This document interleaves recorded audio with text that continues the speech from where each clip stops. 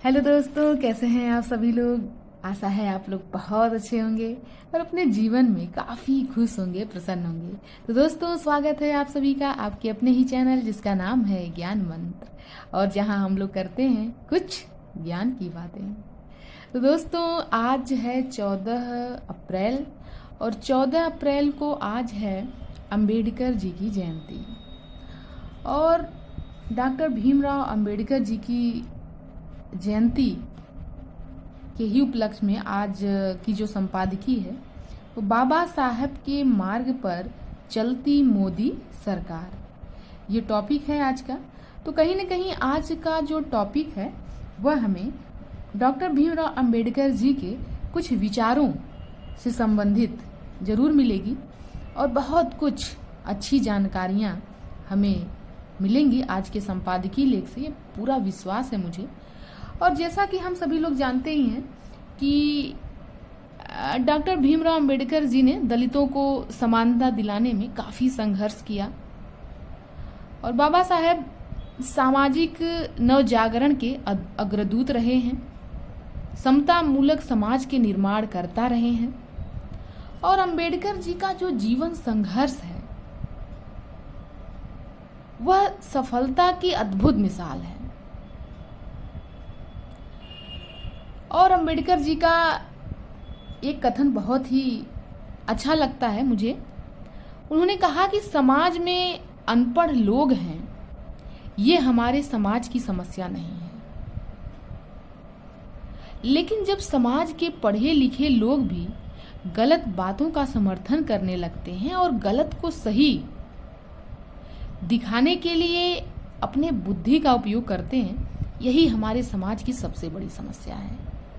तो ये बात कहीं ना कहीं बहुत सही और सटीक बैठती है समाज पर कि जो लोग अनपढ़ हैं, जिन्हें ज्ञान नहीं है, चलिए उन्हें हम छोड़ते हैं, पर यदि जो लोग पढ़े लिखे हैं, जिनके पास ज्ञान है, बुद्धि है, वो लोग भी जब स्वार्थ के वश में आकर गलत कार्य करते हैं, गलत दिशा में जाते हैं, तब समाज का निर्माण और विकास कहाँ तक संभव हो सकेगा। और ज़रूरत है, इसीलिए बहुत ज़्यादा ज़रूरत है कि लोग अच्छे विचारों से प्रेरित हों, अच्छे विचार रखें, अच्छी चीज़ों को जानें, समझें, पढ़ें, और अपने मस्तिष्क को अच्छे विचारों से पोषित करें, और तब जाकर हर व्यक्ति अच्छे विचारों से प्रेरित हो सकेगा। तो चलिए दोस्तों, इन्हीं सब बातों के साथ आगे बढ़ते हैं अपनी संपादकीय की तरफ। देखते हैं आज की संपादकीय से हमें क्या कुछ नया ज्ञान मिलता है।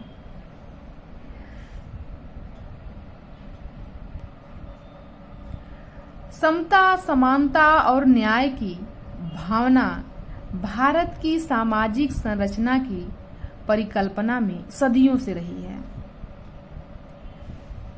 इसके लिए हजारों साल पहले भगवान बुद्ध ने करुणा की राह दिखाई। तो आधुनिक भारत में बाबा साहब अंबेडकर ने इसकी राह में अन्याय, अभाव और अज्ञानता को बाधक बताया।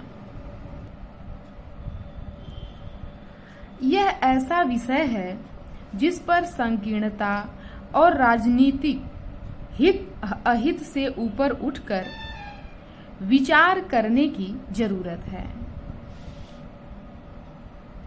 भगवान बुद्ध के संदेशों और बाबा साहब अंबेडकर के विचारों को संकीर्णता के मकड़ जाल में उलझकर समझना अथवा अमल में लाना संभव नहीं है।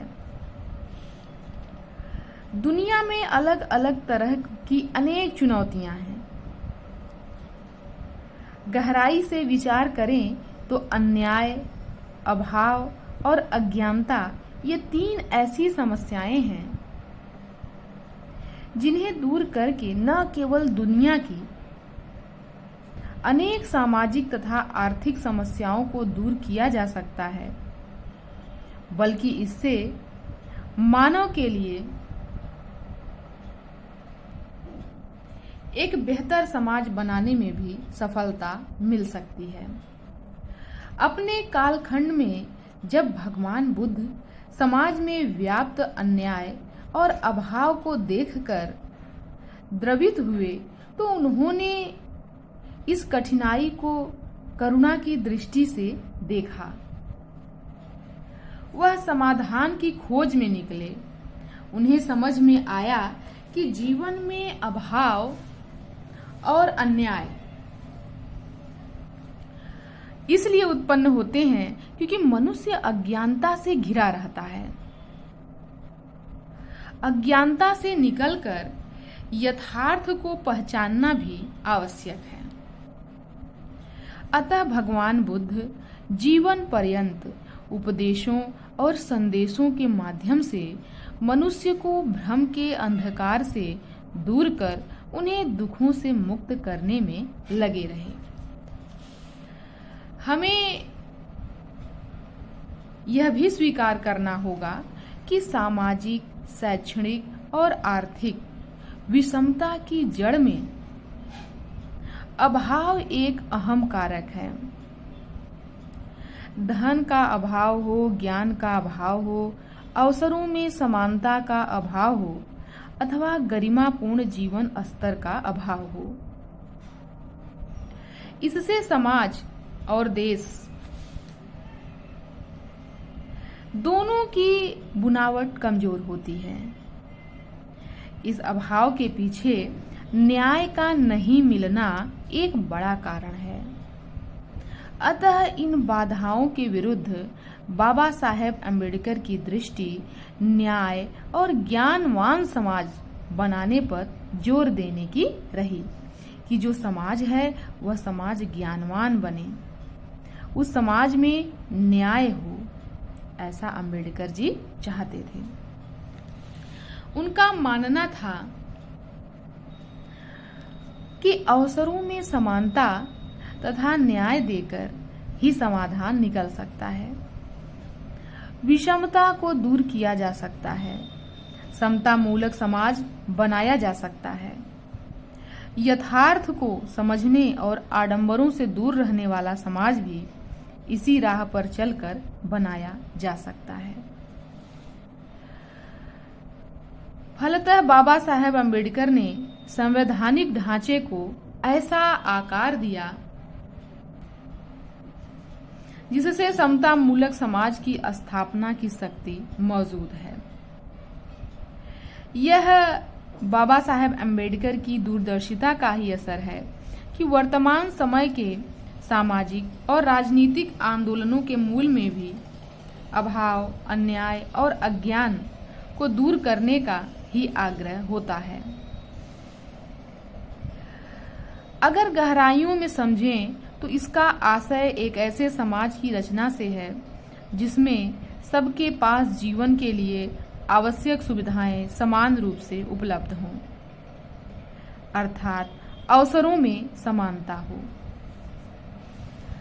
समाज में गरीबी ऐसी न हो कि सबल लोग निर्बल का शोषण करने लगें।